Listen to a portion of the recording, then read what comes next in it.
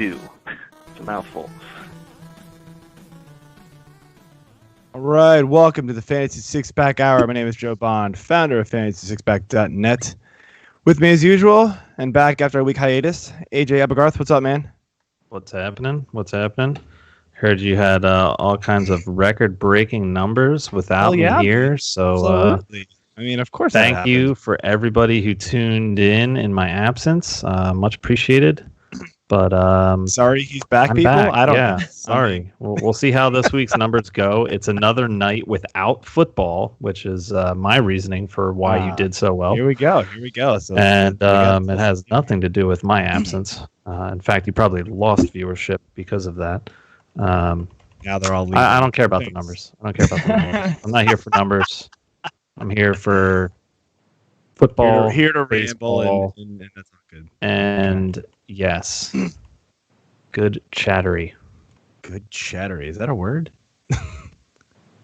Interesting.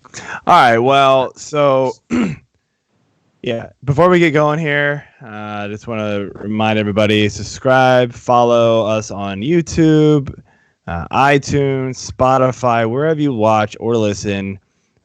Periscope, you name it. So we appreciate the support that you can give us there.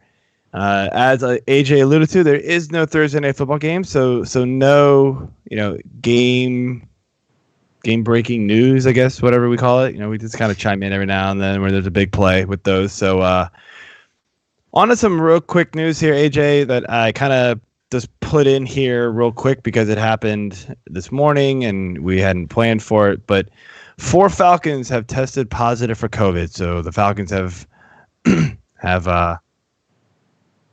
and Jeff is telling me an extra personnel. So that's 5 people in the organization that have tested positive. Only one, no player. So they all came back false positives or whatever.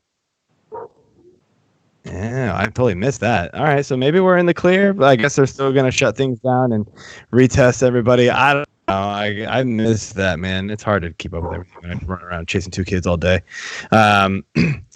So, yeah, I guess be on the lookout for the COVID stuff with the Falcons. They are playing Minnesota this week, I believe. So it's weird to say that I'd actually be sort of not sad if this game was postponed a week because I'm a Dalvin Cook owner.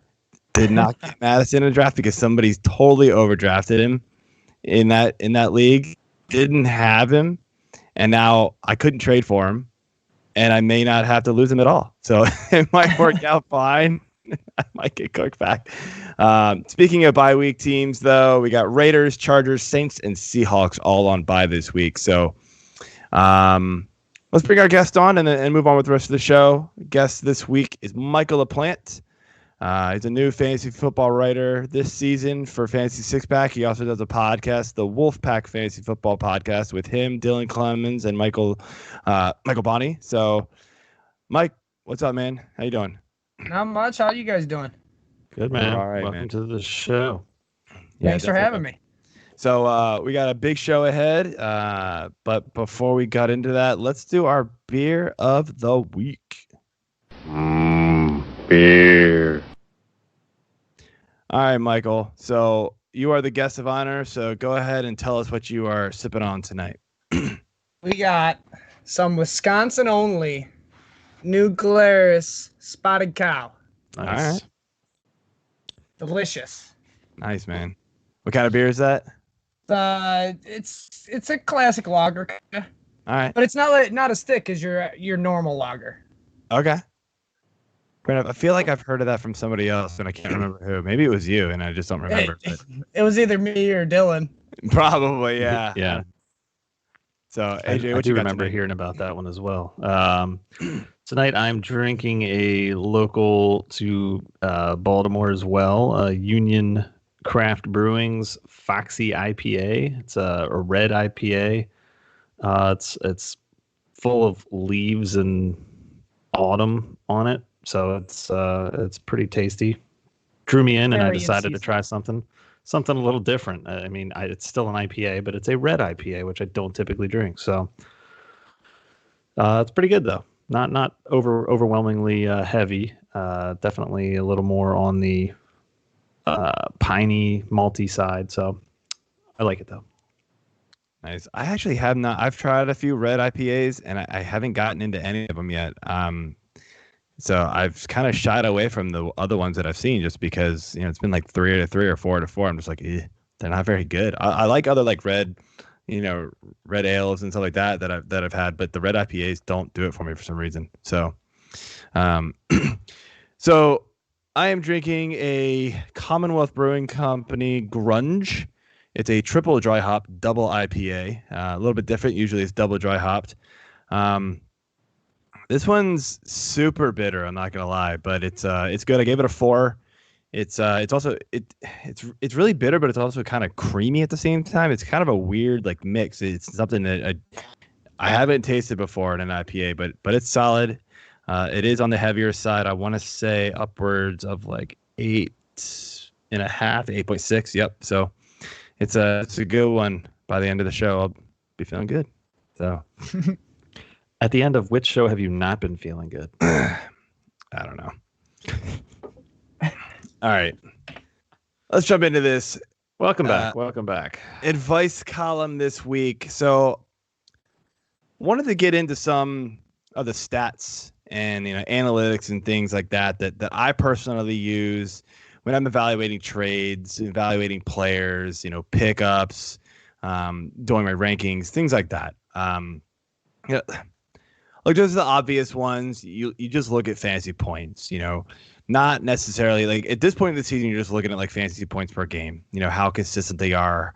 Have they had like one blow up game, like a 40-point game, then a bunch of like 7-point games? You can't rely on that, obviously, right? So you look at fantasy points, but when you're looking at like week 13, yeah, I mean, you can look at the whole season type of thing, but you also want to look at the last like 4 games, the last 5 games, the last 3 games, whatever it is, like especially if situations have changed for that player in that span of time. It's like somebody else got injured type of stuff. So those are like the time frames. Like you want to narrow things down sometimes, especially for different players. You also want to look at fantasy points against. So, you look at team, you look at wide receiver X, right? That's playing, the Browns or something like that, right?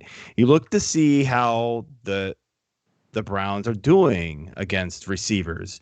You can even, some sites you can break it down by like, wide receiver 1s, wide receiver 2s, wide receivers in the slot. You can also look at, your cornerback receiver matchups, right? So you're going to get teams that are going to lock their main corner for the most part. It's not always 100%, for the most part, on the wide receiver 1. So, you look at like Tre'Davious White for the Bills, like he's that guy who's going to follow somebody.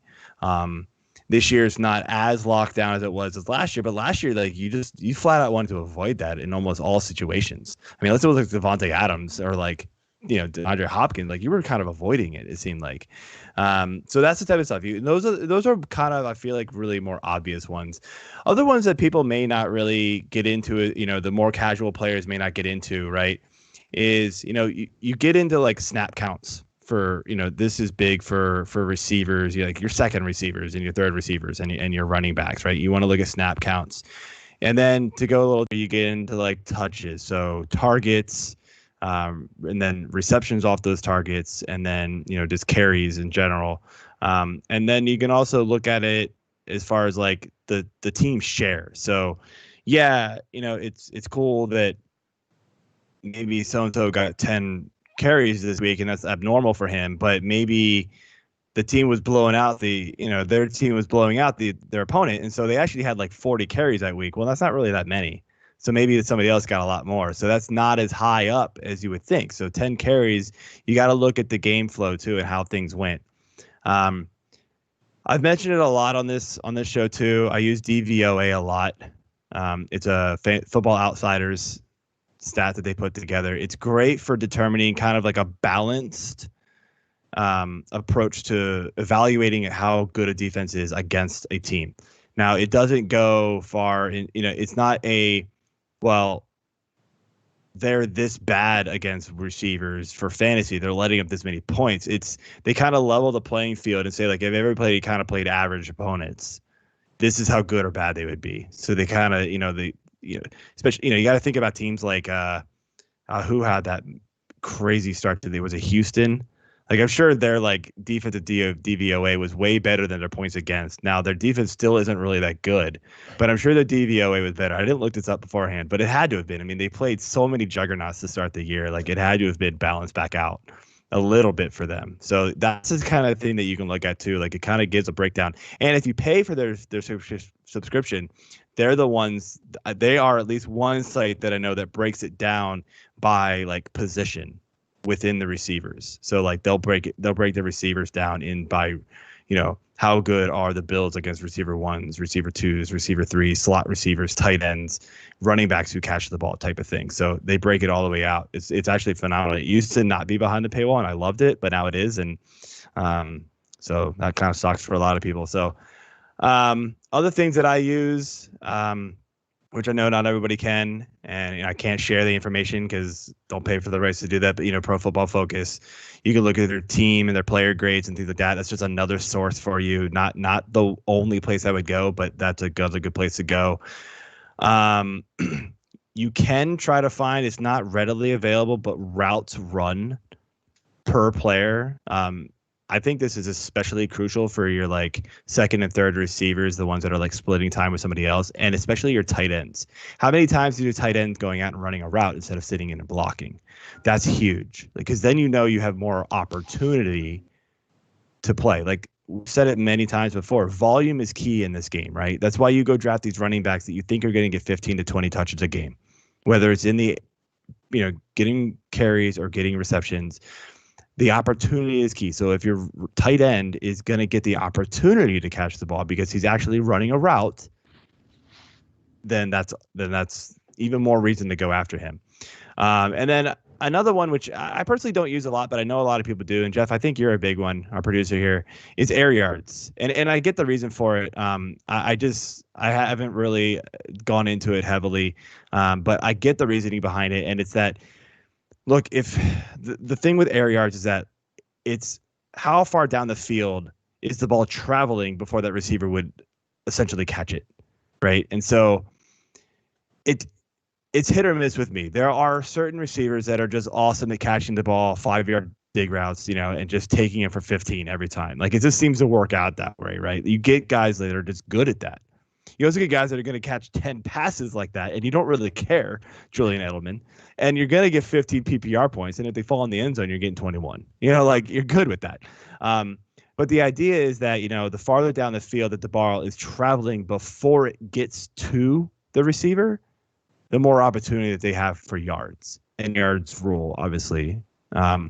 And that also makes a difference for quarterbacks, So, like, a lot of people were looking at Jared Goff's game last week, and that, like, a lot of, he had a good game, but his air yards were actually terrible. I mean, we saw Woods take one, it was like a 30-yard pass, and he took it for 70 or whatever it was, 50, I don't forget what it was, but he took it really, deep down the field. So I'm going to stop there. There's probably 100 more I could go into. Those are the big ones that I feel like I use outside of air yards, but I have used it. I don't use it a lot, but I have.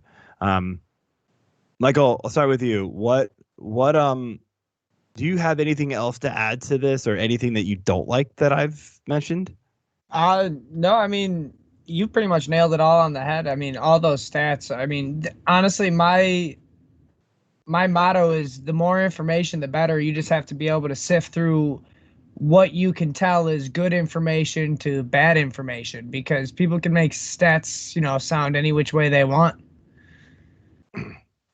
Yeah, that's the big thing with it too. It's, trying to figure that out and get to the right information. Like you said, Mike, I know, not to like knock on Matt Berry. I feel like his love-hate column that he does, that's a lot of that kind of feeling, like, well, this guy I love because he's done this versus this defense, or he gets this many touches for this, and it's like, okay, well, yeah, that's helpful, I guess, for this 1 week, but it's not like a great barometer to go off of all the time. And again, he's been in the game a long time. I mean, he has a great knowledge base, but some of his things I feel like kind of go down that road, and I've seen it from other analysts as well. The one thing I want to kind of circle back here on is the targets and touches and routes run with the tight ends. I feel like that's the two of those really go hand in hand, because if you can find the tight ends that are going to be your top target guys or second in targets, obviously there's not usually a tight end that's leading a team in targets unless you're Mark Andrews or maybe Kelsey. Kelsey and Kittle. Yeah. Those guys. I mean, those kinds of guys, obviously they're going to be the top ones, but that's the place where you really want to dig deep with your tight end. And if you find some of these guys, like we kind of assumed Hayden Hurst would be third in targets. Gage has come along in a few games, but Julio's missed time. So, and Hurst has kind of been a bust for as much hype as a lot of us were giving him coming in. But that's one thing I like to look at for tight ends at least. And then just running backs, just seeing which running backs are going to help me out in the passing game as well as running, because pretty much every league I play in is at least half PPR. So I can't even remember last time I played in a standard league. Yeah. So that's kind of an obvious one. But if no one else has anything else to add here, I'd like to take a quick minute for some clarification on the jerseys that we see behind me here somewhere. Let me do my best air traffic control impression. That's the word I'm looking for. Thank you for my brain to catch up. So these two jerseys behind me are Devontae Adams and Kenny Galladay. If you can't tell from the blurry screen on the YouTube device, I think it's gotten better. They are signed jerseys that I personally purchased from pristineauctions.com for the sole purpose of giving them away on our show this year. Just part of our way to try to give back a little bit and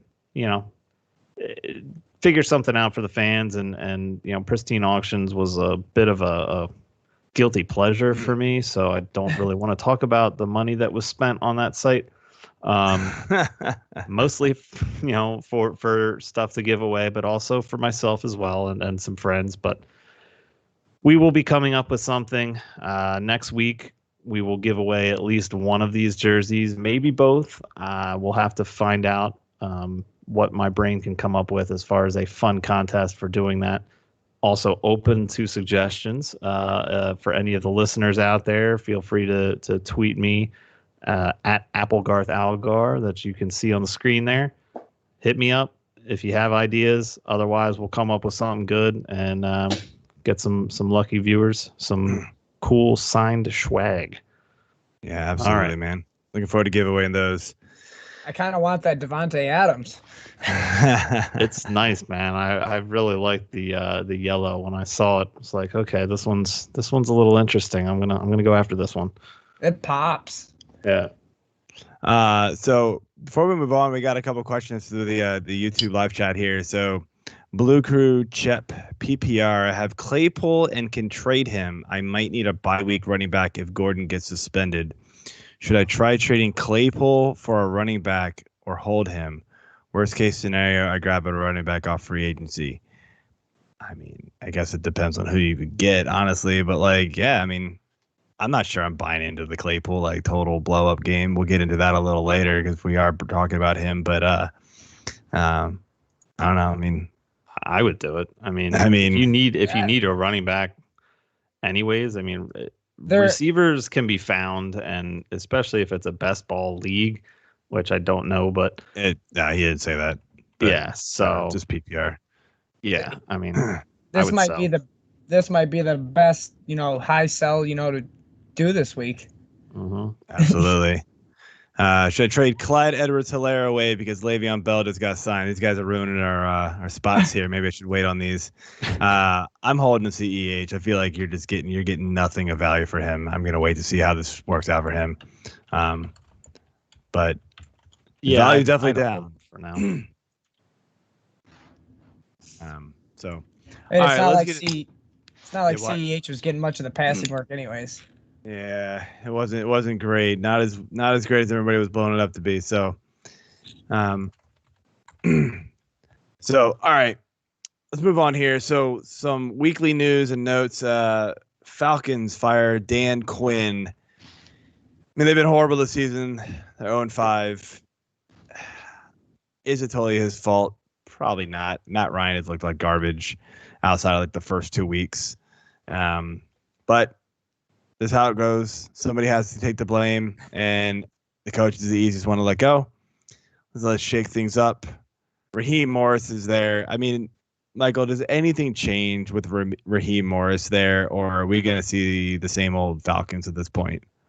I mean, look at what happened with Houston and, Bill O'Brien. It kind of looks like, the players were just kind of happy to get a new, change of scenery. So we might see that with the Falcons. They might, be a little rejuvenated with a new head coach, calling plays, or I don't know if Dirk Cutter's still going to call the plays, but, they might have a little bit more of a fire underneath their butt, to play better for this coach. Yeah, AJ, you got anything else? Yeah, I agree with that. And I mean, you saw what Houston did. They came out and crushed it for Romeo Crennel last week. I mean, the question I have here is, I mean, we all kind of knew Dan Quinn was going to be one of the first to go with the way the season was going. B.O.B. probably should have been fired 4 years ago, or not ever given a contract. Before he became general manager. Yeah. Yes. But why does Crazy Eyes Gase still have a job? We don't know. I don't understand. Like, I don't even want to know what kind of dirt and or devious pictures he has of somebody that allows him to keep a job. And he's like, well, maybe I'll just hand off the play calling. I don't know. I've thought about it over the years, but you've never done it. So just, I don't know. Well, that's all I have on that.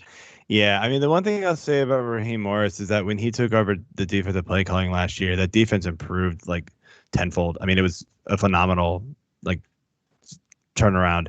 And I mean, they started out like 1-8, and they almost finished 500 because of it. Like, so much better. Maybe he likes to fire under the offense's ass. Who knows? But something's got to change. I don't think Matt Ryan is quite this bad. Maybe it's that, Julio's just not there, and that makes that much of a difference. But I thought Calvin at this point was at that point where he could, own the defense a little bit more than that. But maybe he's not. So time will tell.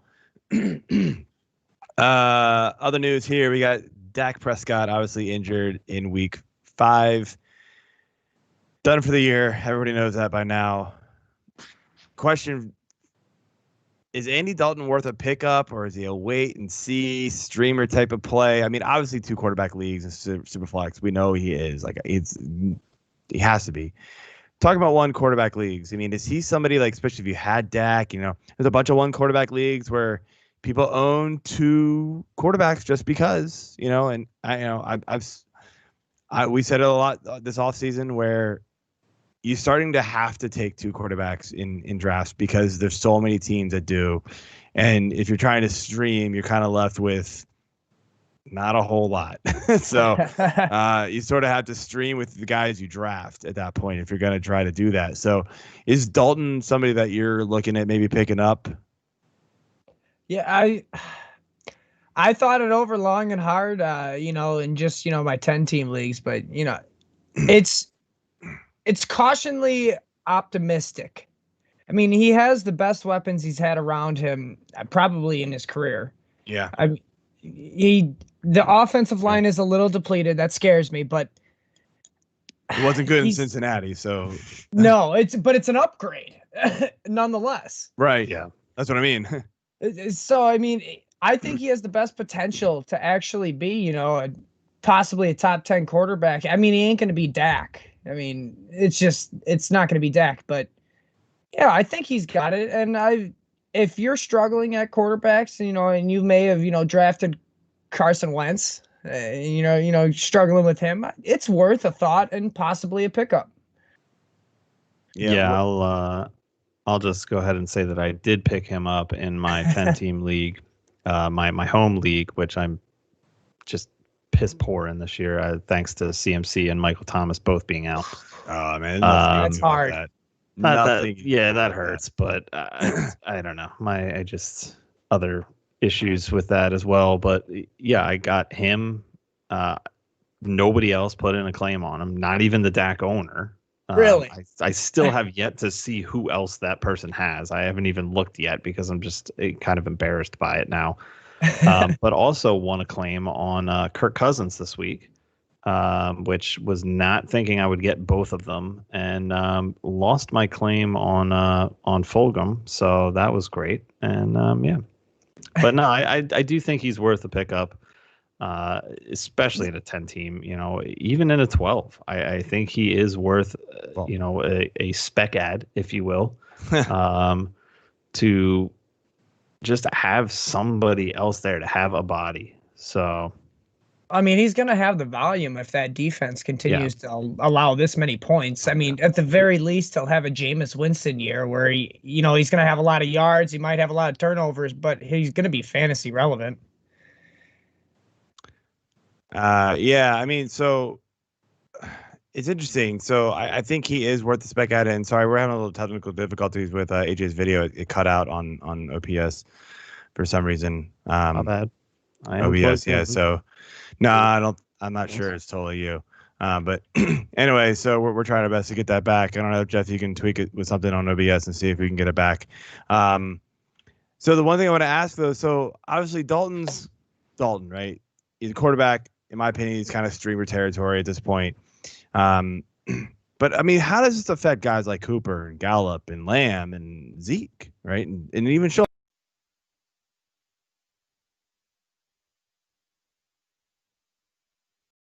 I mean, there's no way around it.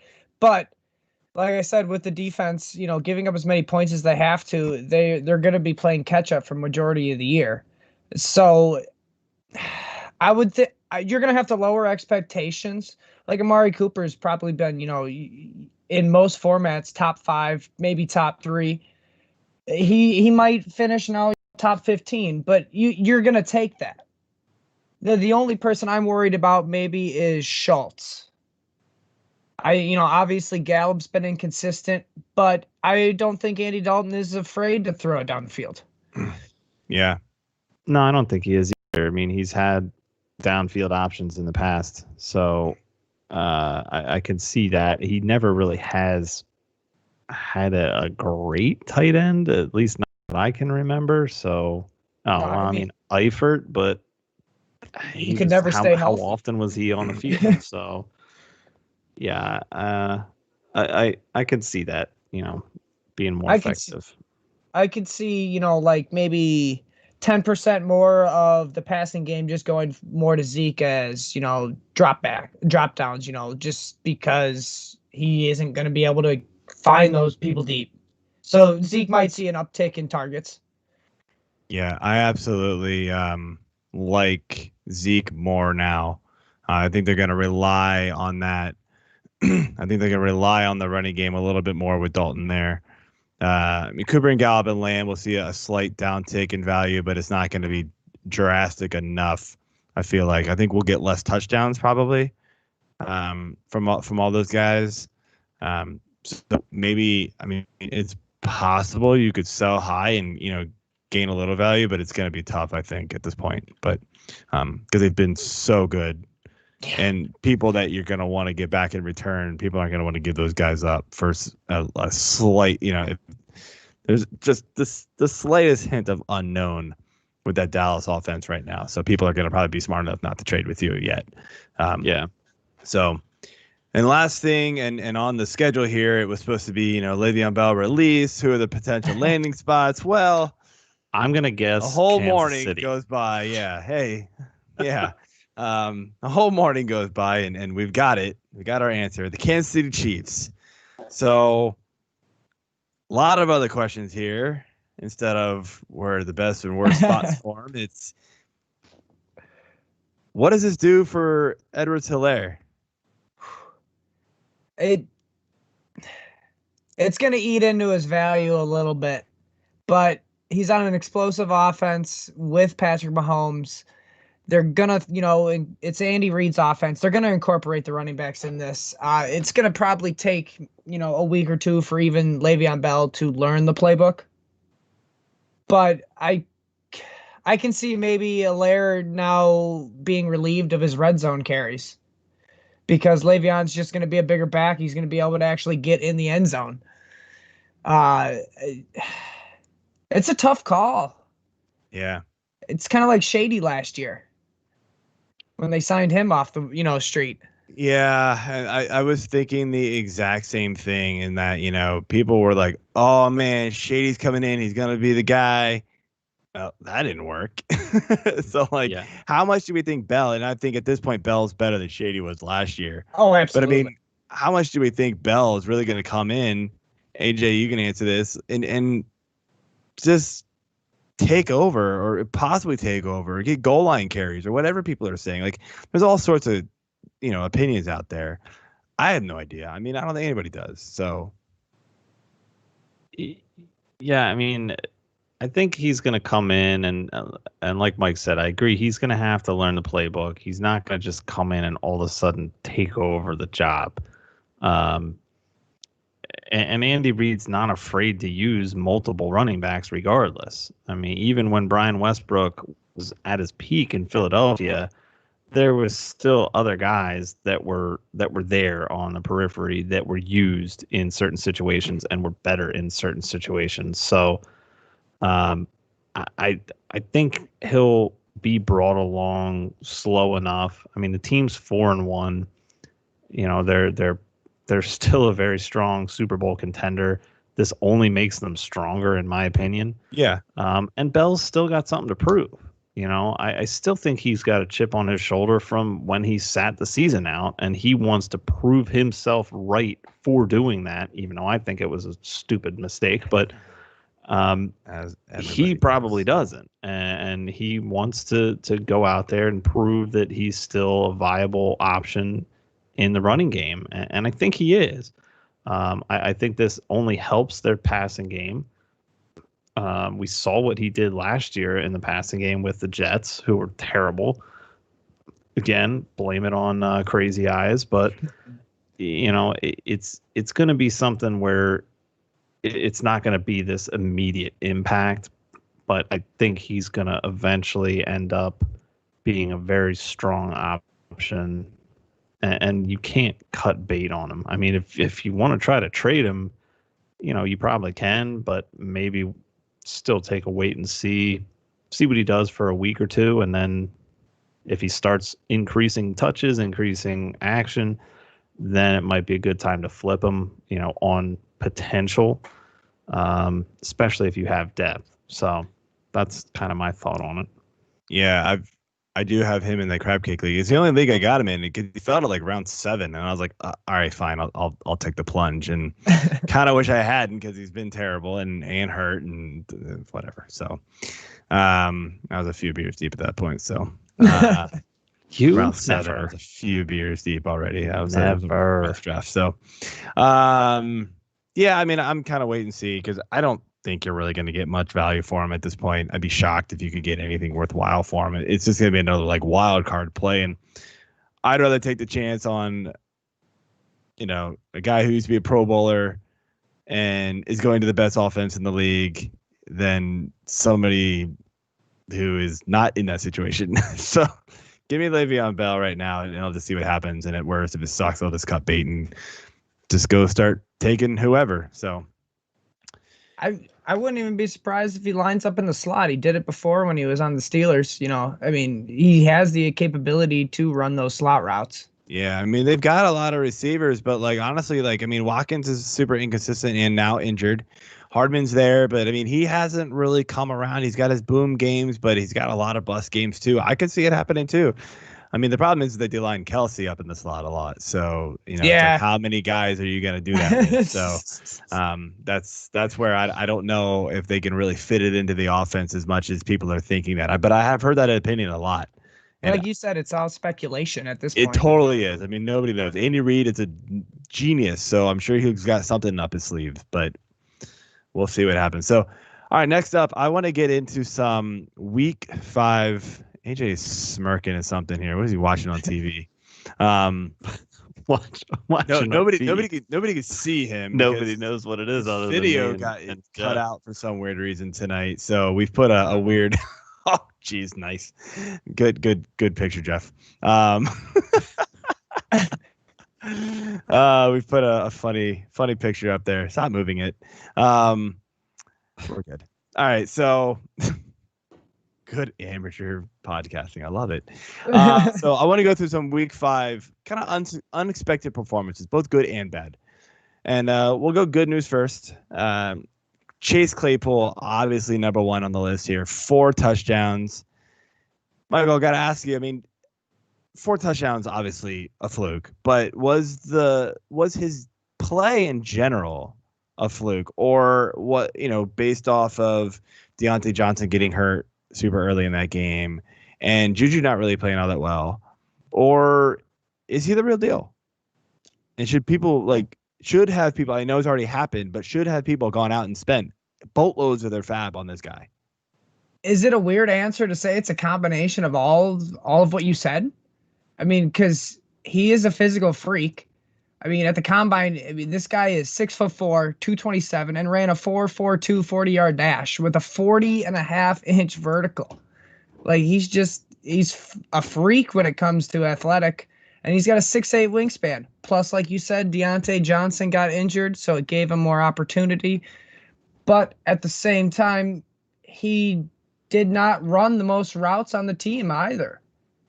I mean, Juju has been struggling. So I'm going to have to go with a combination of all of them. I think it's very possible that he could be the real deal. Now, it's very unlikely he's going to get 4 touchdowns again, maybe ever in his career. But I think it's likely he's, could have 2 touchdowns in weeks to come. Yeah, I mean, I like him, but AJ, what do you got to say? That was painful to watch, first of all, as an Eagles fan. But yeah, I do like his upside. I mean, again, it just kind of goes back into all of the solid receiver production that we saw coming in to the league in this draft. And look at all the guys that have excelled so far. Now he has his huge breakout game. Justin Jefferson had his a couple weeks ago.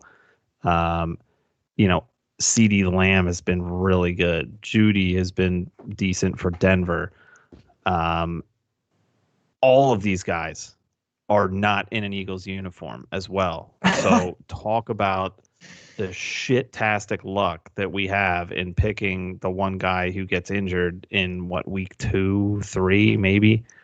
I mean, it's just, it makes sense. Somebody tweeted that out. I apologize for not having their name, but it was a great tweet. It was like, man, this guy's freaking spot on with all of these good receivers listed, and none of them wear an Eagles jersey. But yeah, I mean, he just did it against the Eagles, which wasn't also surprising either.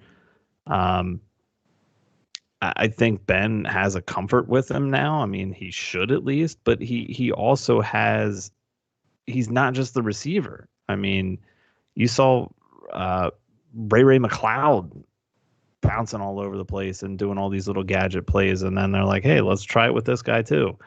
And I think that he can be very valuable in this offense. So I do like Claypool. I think, again, as we were already saying, sell high if you can.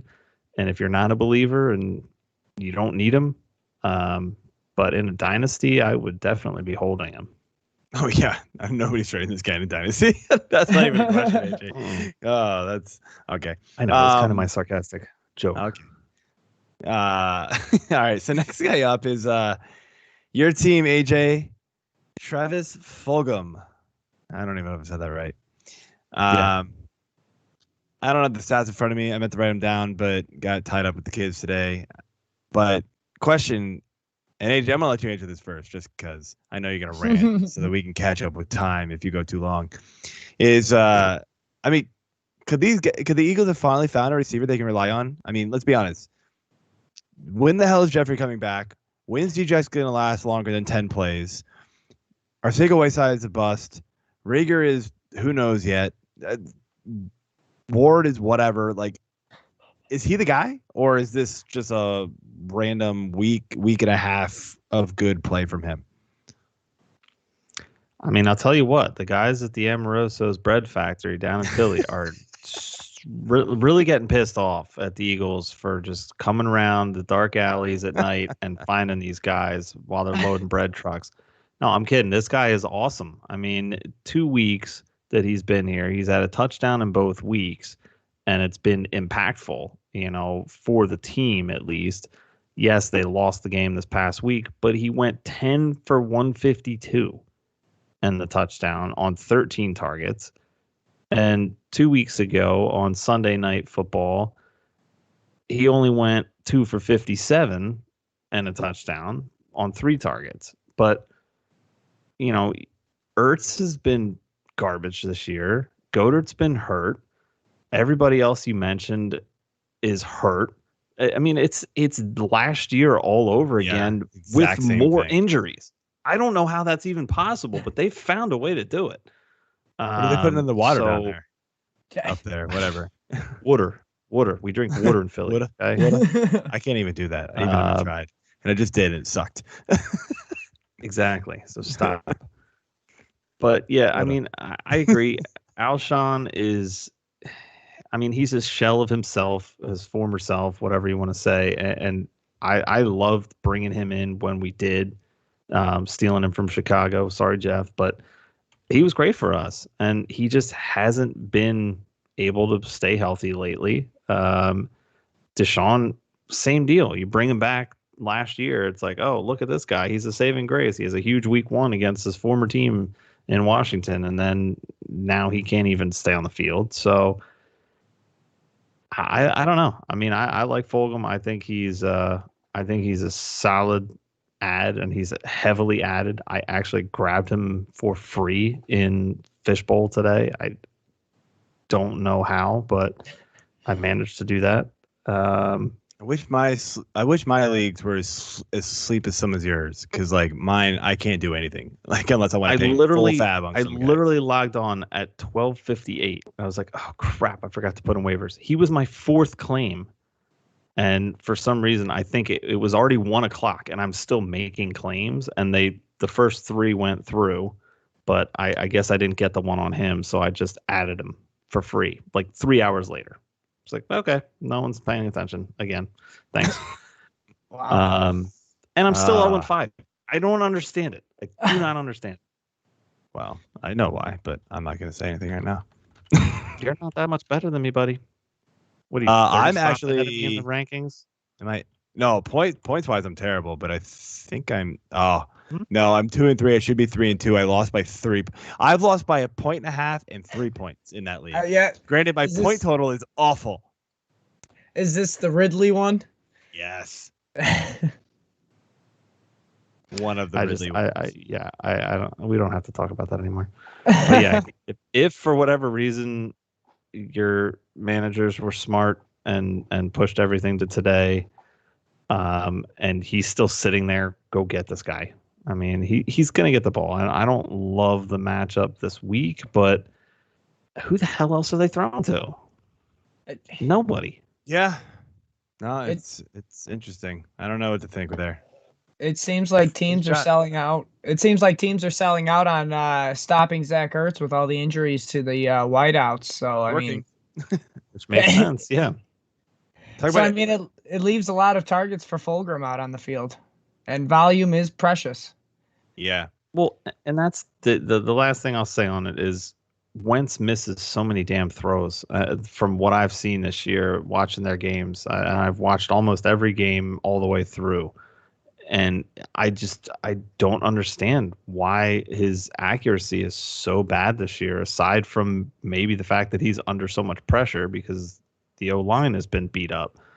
But I mean, he's missed Ertz on a handful of throws that should have been dead on and gone for another 40 yards, but they didn't. So, yeah, whatever.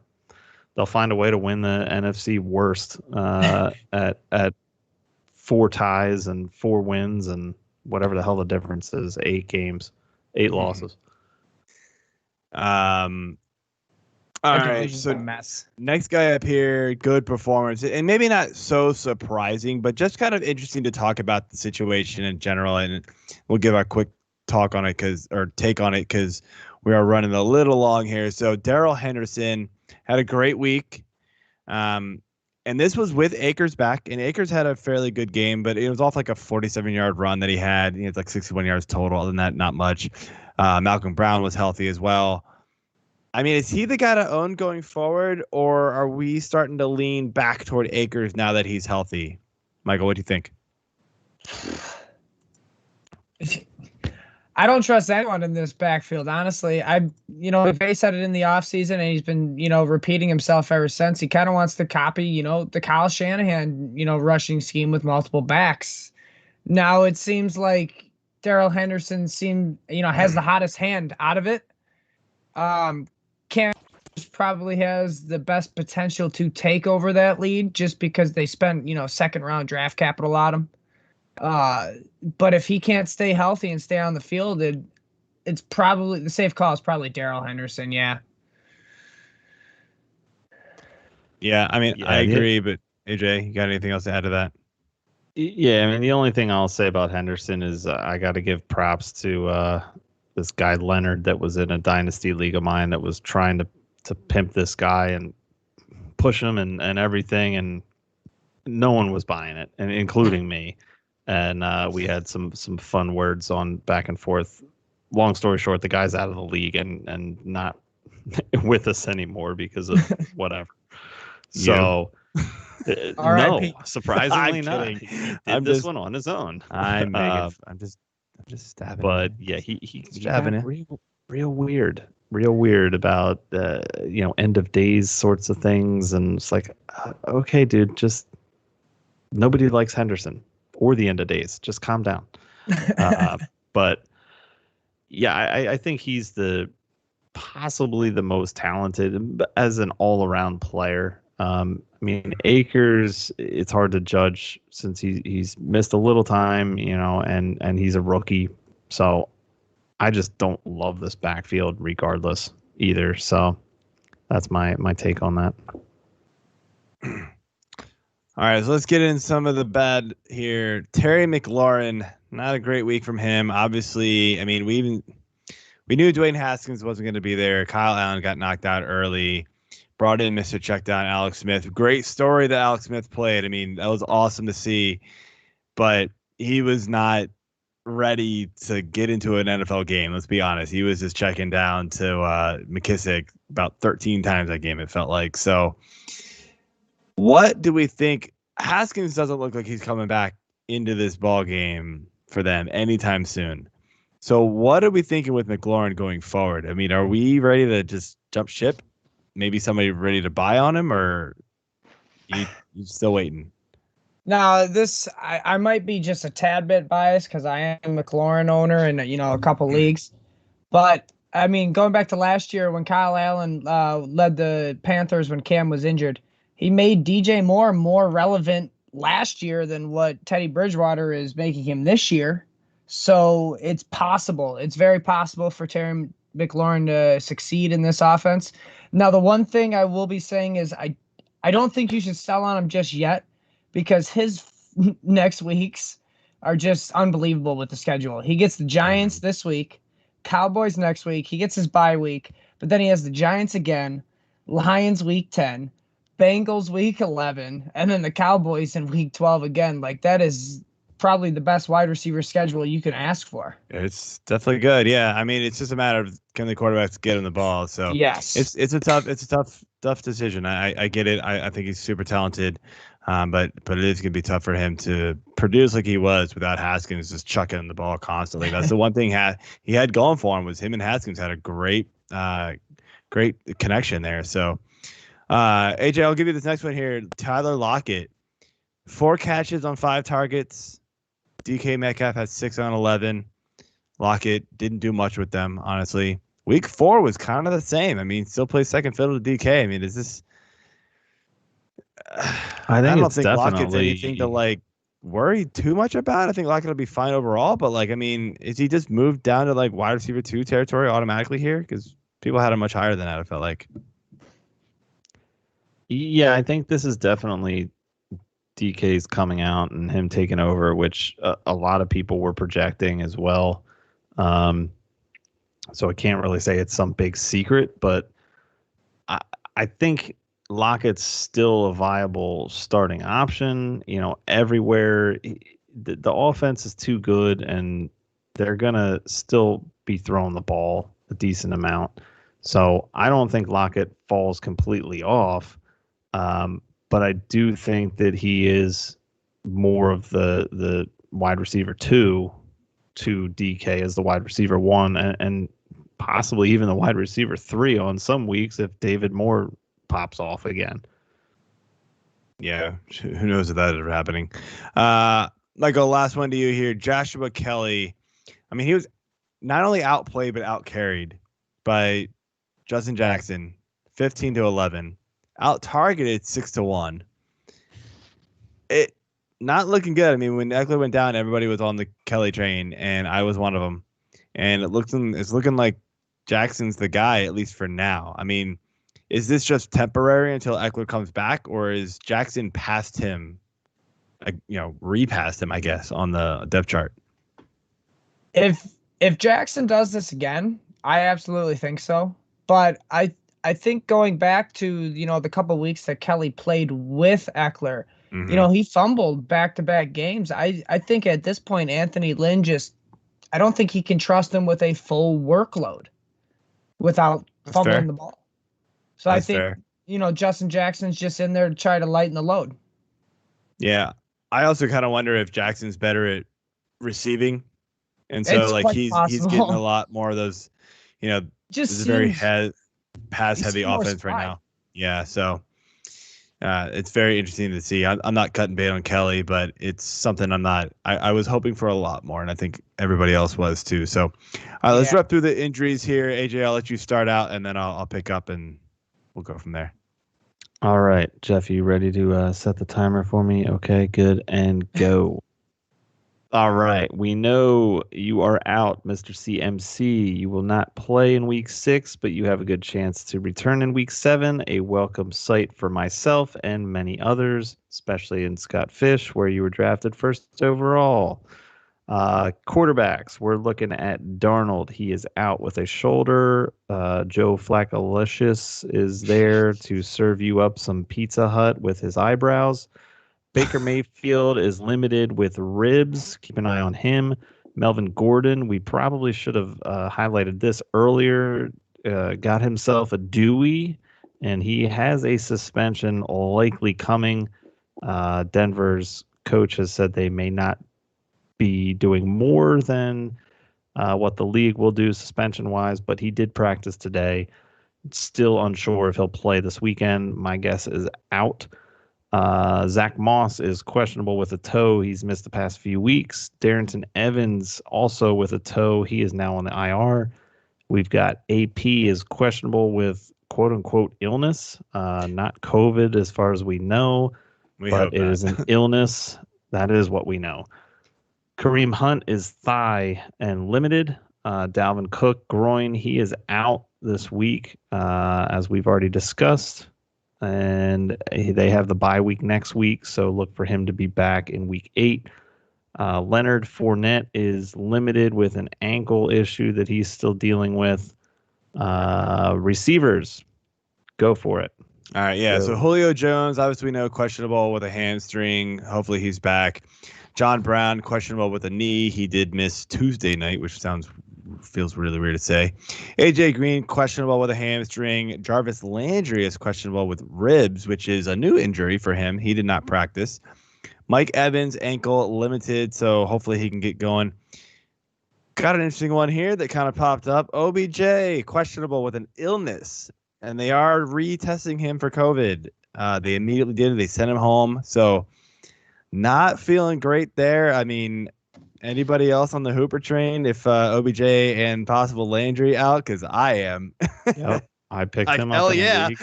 I had definitely him picked him as up in a backup league. tight end in one league. Just for Makes the my hell. pickup of him look better. I know, right? I picked him up like a week ago because I was like, oh, I need a backup tight end. Like my tight end's crap, so I had this dream and figured why not. So Noah Fant questionable with the ankle, limited in practice. That was Wednesday. I haven't gotten an update, so that'd be a big upgrade for them and a possible really good tight end play if you can get him. Oh, sorry, I jumped at it. The guy bled it together. Didn't put the cap in there, Jeff. Sorry. Chenault questionable hamstring.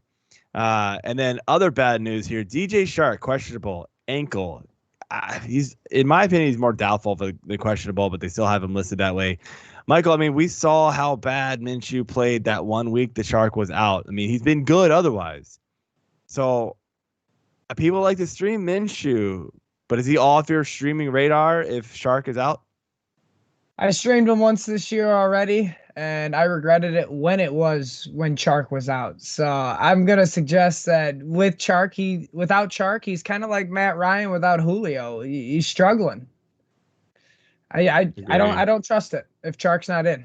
Yeah, I totally agree here. Sammy Watkins questionable hamstring, expected to miss a couple of weeks. So I'm not really sure why it's questionable.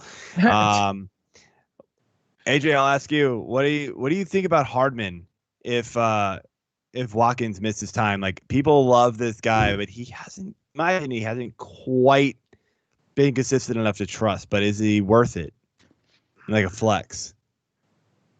I think I'd go with Robinson over Hardman, honestly. Interesting. I mean, Robinson has those games where he was like, "What? Yep. Okay, fine." That could be it. I mean, it could be Hardman. Hell, it could be Byron Pringle this week. Who knows? Yeah, who knows You know, sometimes. maybe it'll be Lev Bell. I don't know. Doubtful. All right, Michael Eric Thomas Fisher, questionable. Yeah, Michael Thomas Yeah. questionable with the ankle. Also dealing with team discipline stuff. You know, he got sat down, sidelined last week. So this is something to watch going forward.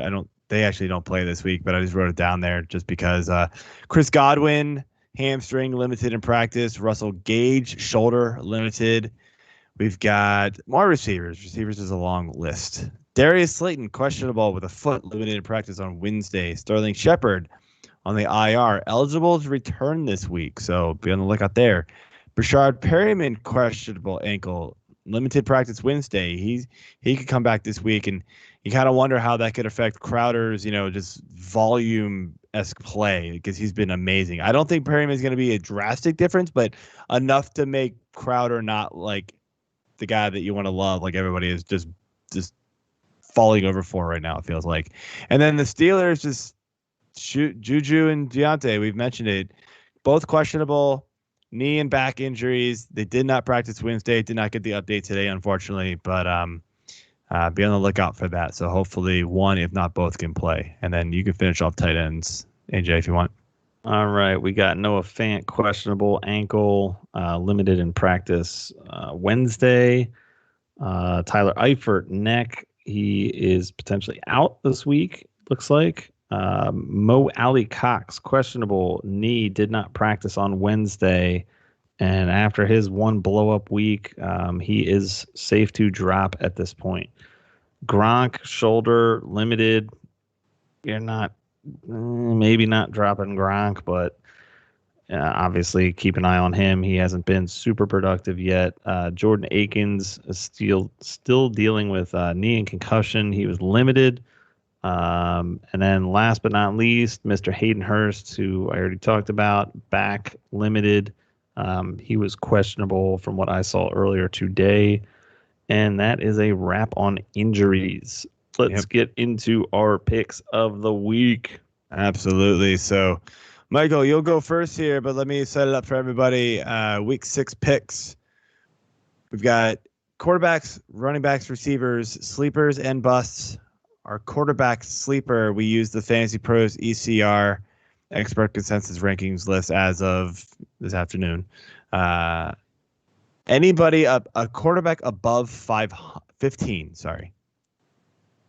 I don't know why I almost said 500. It made no sense. I was like, what? 15. I was throwing Rabble.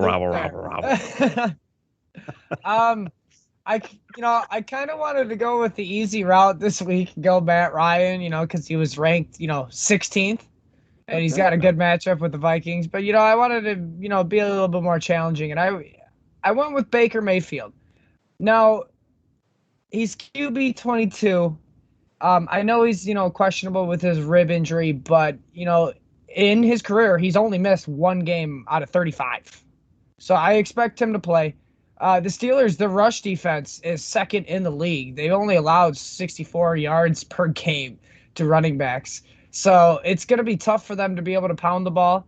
I just feel like if the Browns are going to win, they're going to have to rely on Baker this week.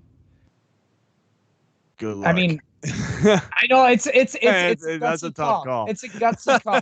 But call. if like Carson Wentz and Travis Fulgham can go off on this Pittsburgh secondary, why can't an OBJ, a Jarvis Landry, a Kareem Hunt, Austin Hooper go off? Yeah, that's true. I feel you, man. I'll give you one for that. AJ, what you got? All right, so I am going with Jared Goff. We just saw the Beard put up a stat line of 350 with 3 touchdowns and 0 interceptions against San Fran. And while they will potentially welcome back Richard Sherman this week, I still like Goff's upside. San Fran just hasn't looked like the defense that they've been last year. And and this is a division game. This is always a very tough game, I feel like, and it's just a knockdown, drag them out type match. So I do like Goff's upside here. Yeah, absolutely. I like that pick. I went with Ryan Tannehill. He's got 2 top 10 finishes this season for quarterbacks already. You got AJ Brown back last week, and we saw how that worked out against Buffalo's defense. Of all teams. So Houston's been pretty average. So I feel like Tannehill could just eat him up. So fired up with Tannehill. Absolutely. All right, running backs here. Anybody above 24? Michael, go. This one was a tough one for me. Yeah, they are tough. Running back's the worst one to pick, dude. Yeah. It took me, a good solid 10 minutes to make this pick. It was not easy, but I ended up going with the guy with the most potential in my mind this week, Chase Edmonds. It's kind of cheap, like I said. He's running back 25, and we're going off 24. Yeah. Nah, that's fine. But the Cowboys are criteria. the Cowboys are one of the better matchups in the league. I mean, and Kenyon Drake has not been looking like the Kenyon Drake last year. They allow 155 rushing yards per game to running backs. And believe it or not, Chase Edmonds is third on the team in targets behind Hopkins, who has 53. Unbelievable. And Fitzgerald at 25. I mean, Edmonds has 23 targets. It's kind of blasphemous that he's the third target leader on this team. But he's also the second in yards after catch on this team. Again, behind only Hopkins. Drake's only averaged 3.7 yards per carry, and same with reception, while Edmonds has averaged 5 yards per carry and then 7.2 yards per reception. Like, Edmonds just looks more explosive, and with this prime matchup, I can see obviously both of them going off, but if we're going off, sleepers, I'd go Edmonds. Yep. I like that pick. I almost picked it. What you got, AJ? I almost picked it as well, and I will have to one-up you and go with the borderline, right on the border at 24th. Cheating a little bit here, but Joe did with his quarterback sleeper, so whatever. It was like 18 when I picked. But did he creep back? Did he look at it up? again today? Then look at it Oh, again. jeez. All right. Yeah. Yeah, he creeped up. Anyway, Did he? All right. he's right That's on not the my border fault. here at 24th, and that is Mr. Devonta Freeman. He's steadily been getting better. As the main back for the Giants. He found the end zone last week for the first time. And I think he could also be more involved in the passing game this week. Washington has a really good pass defense or pressuring from their defense against opposing quarterbacks. So I think Danny Dimes could be under some heat this week, and he's going to be looking for someone close by to dump the ball off to, and I think Freeman could be that guy. Interesting pick there. Again, yeah, the running backs are tough. I went with Adrian Peterson.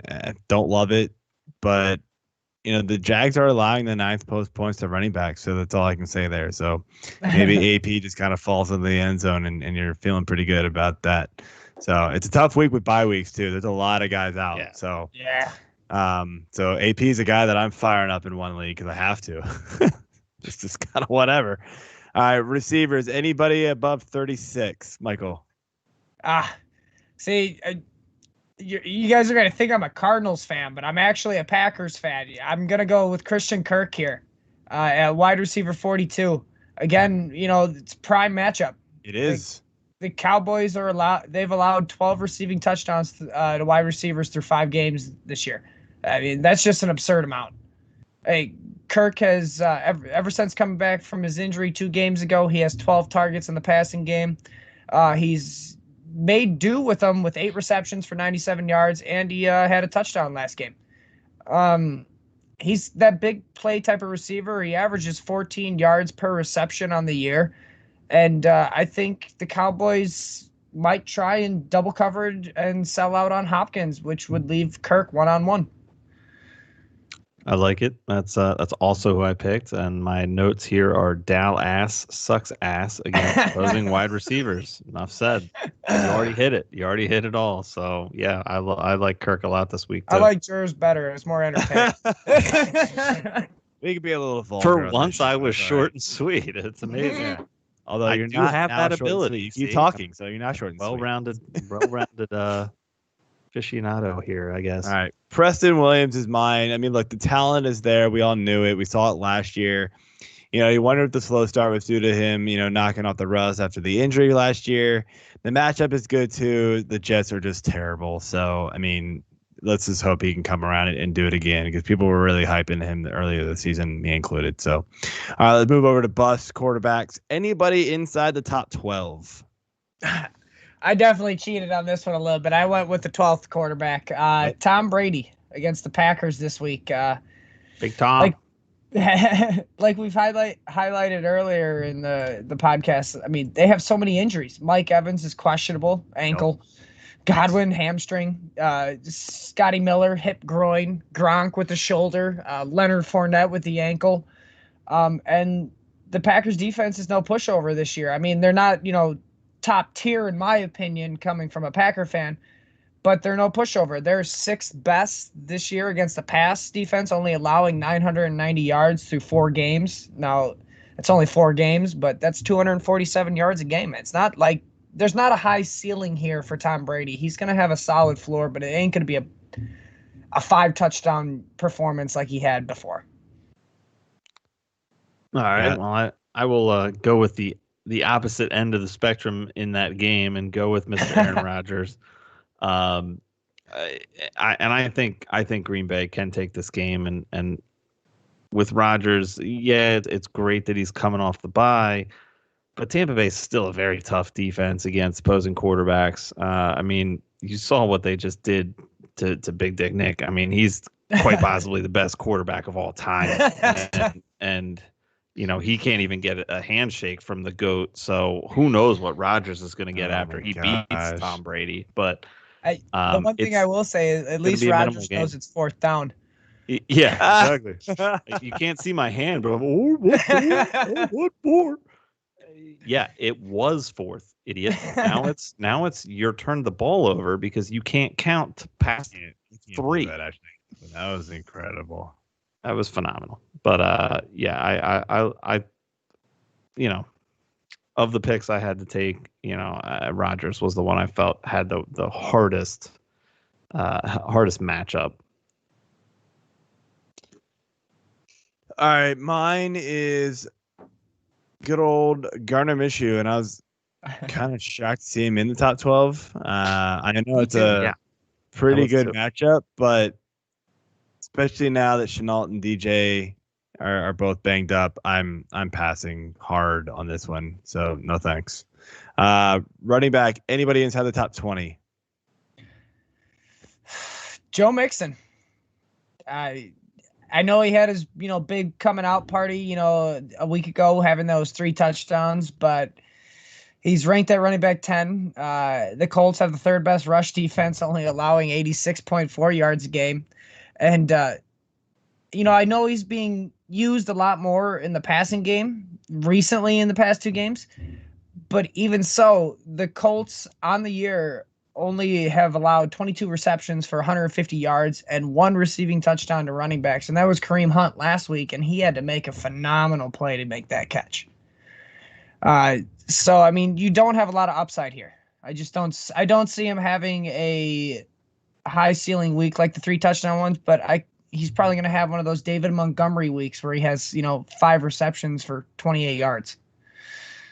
Yeah, I also went with Mixon here. I mean, he's just been super underwhelming this season, and you hit it right on the head. I literally wrote in Indy is still a top-notch rush defense, ranking 3rd overall at 86.4 yards rushing.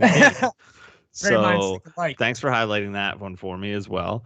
No, I mean, I still think Mixon is good long-term for the season.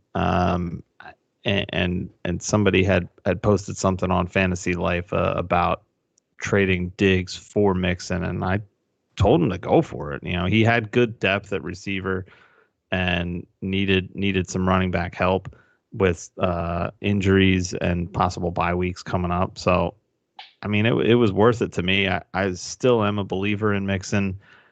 If he continues to underwhelm for another 2 to 3 weeks, then I might be jumping off of that bandwagon. But, it's a tough matchup, so I can't hold too much against him. But I think this is going to be a hard game for Cincy. It's mainly the matchup. I mean, you really like seeing the volume uptick in the passing game, because it was why are the Bengals using Giovanni Bernard in the passing game? So it's a plus. Yeah. It's a plus to see him getting the passing work, but yeah, it's mainly matchup. All right, what you got, Joe? All right, mine is going to be Clyde Edwards-Helaire.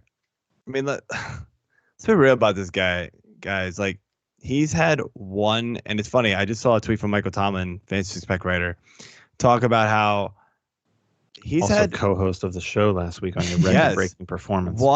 Thanks again, Mike. One top 10 running back finish in half PPR leagues, and it was number 10, and it was week 1. His next best was 12 2 weeks ago against Baltimore, so good performance. But other than that, it's 30, 21, and 26. Not good, folks. Bye. I mean, I'm just not feeling it. I mean, it's not a bad matchup here, but Buffalo did just. I mean, they've been run on a few times this year, but they did. Granted, he scored 2 touchdowns, but otherwise, he really didn't do very well overall, like against them and Derrick Henry. I mean, 57 yards was not great. I don't know what was going on with him, but it just wasn't working. He just happened to fall in the end zone on one, and then he had a good 10-yard scamper for the other. But other than that, it wasn't a good day for Henry. And so if Buffalo can do that against Derrick Henry, what do you think they're going to do against Edwards-Helaire? I don't want anything to do with that. So, all right, receivers here. Let's finish up the bus and sleepers and busts. And we got anybody inside the top 24. Darius Slayton for me at wide receiver 23. I just can't see Daniel Jones getting time to be able to throw him a deep pass this week. And if he is going to get passes this week, it's going to be slants and drags and maybe a 5-yard curl route. Otherwise, Daniel Jones will be on the ground. He's just not going to have the time. Yeah. It's either he's going to be on the ground or the ball's going to be on the ground. It's possible.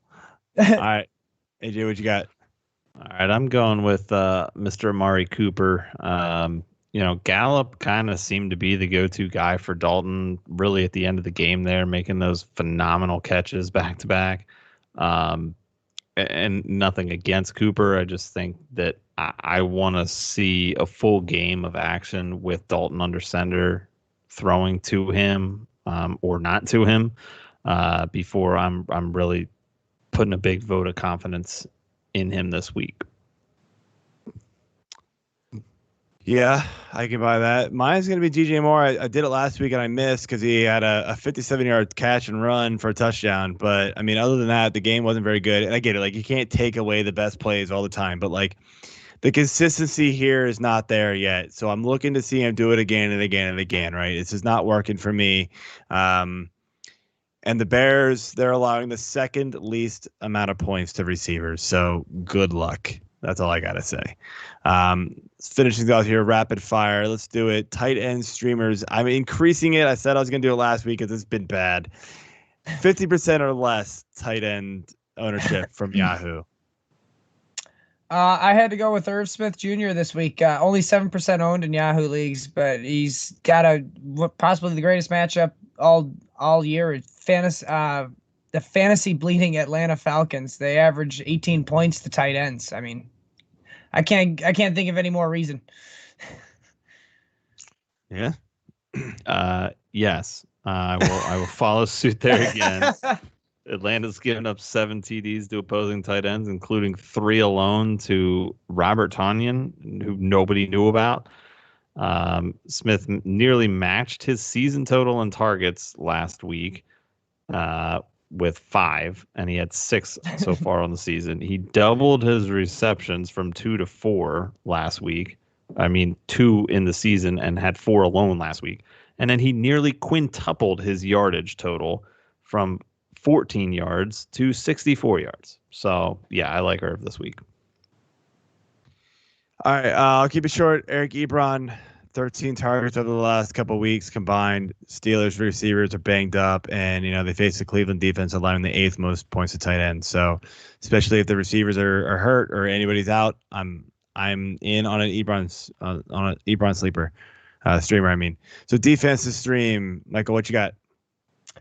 I couldn't believe this when I looked at it, but I'm going to have to go with the Washington football team defense. They were only rostered in 21% of leagues. I mean, they play the Giants this week. I mean, Daniel Jones, the offensive line for the Giants is terrible. I mean, the Washington football team have 15 sacks through 5 games. That's 3 sacks a game. They had 8 in the first game, by the way. Yes, that's So, insane. Just to put that into perspective. That is So it insane. hasn't been as good lately. Yes, not as good lately. But, I mean, Daniel Jones only has 2 total touchdowns on the year through 5 games. It's not like he's been having the best year either. I'll tell you. All right, AJ, what's yours? All right, well, I'm going to go with the opposite end of the spectrum there and go with the Giants. Washington's been susceptible to giving up points to opposing defenses. 2 weeks of double digits and also a week of 9 points to Arizona. So I think this one could be a defensive struggle for both teams, and both could pan out well. All right. Mine to finish things up is going to be the Dolphins versus the Jets. They're starting no Le'Veon Bell, no Flacco, and then they're starting Flacco. I mean, so gimme. The Dolphins looked pretty solid, at least once this year. So I'll take a chance on them again if I have to. So, all right, man. Michael, that's all we've got for the show. Before we let you go, we will let you take some time and tell everybody where they can find you on Twitter and what else you got in store for us. Well, you can find me on Twitter at @belike_Mike with 2 I's. Like we highlighted earlier, I do the Wolfpack Fantasy Football podcast with my buddies Dylan Clemens and Michael Bonney. We work really hard on trying to give you the best game previews we can. And then I write the weekly trends article on Fantasy Six Pack, and I'm actually having a lot of fun doing it. Good stuff. Yeah, go check it out. Yeah, it comes out Monday mornings. So go check that one out. It's good stuff. It's good to see what he's kind of seeing each weekend and things that are progressing throughout the season. So, all right, man. AJ, if you don't have anything else to add, again, subscribe, like, whatever. Watch us on Twitter this week. We'll put out some info about these jersey giveaways. And other than that, I think we're good. Yeah, we are good. I am about to finish my second beer. The Dankful IPA from Sierra Nevada claims it's generously hoppy at 7.4 ABV, and I would agree with that. So Master Shake, Pumpkin Nitro, we're out. Pumpkin Nitro. All Sorry. right. Cues out, Jeff.